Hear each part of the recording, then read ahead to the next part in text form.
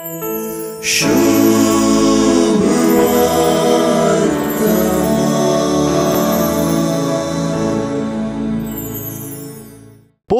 बापा, तुवें म्हाका दिल्या तांकां तुज्या नांवाचे सक्तेन तूं सांबाळ म्हणल्या उतरांनी आपल्या बापा लागीं आपल्या शिसां खातीर जेजून करचे विनतीचे मागणें आटापलां.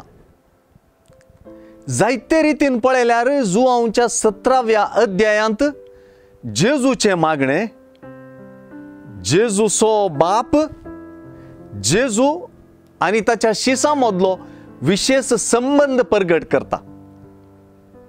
जेजू आपल्या शिसांक तुवें म्हाका दिल्ले म्हूण उलो करता.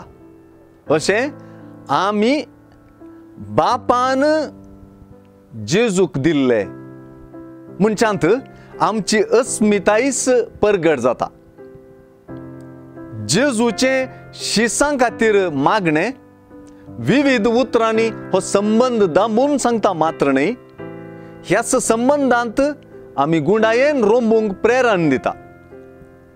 आयचे सुवार्थेंतल्या शिसां उदेशीं केल्ल्या मागण्यांत जेजू आपल्या शिसांक बापान राखचे विशीं आनी सांबाळचे विशीं उल्लेख आसा.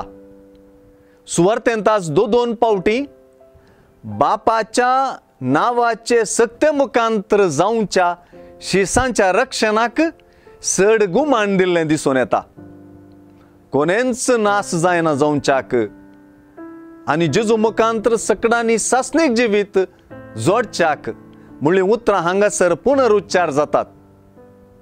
खेरीत तरान बापान आपल्या शिसांक राखशें आनी सांबाळीशें जेजून आपल्या बापा लागीं विचारचें आपल्या शिसांतय जेजूचो हुस्को व्यक्त करता. सर्व वायटांतले आपल्या शिसांक राख आनी सांबाळ म्हणून जेजूचे मागणें आपल्या शिसांक बापाक समर्पिता आनी तांचे खातीर बापाक आपलें बलिदान करता.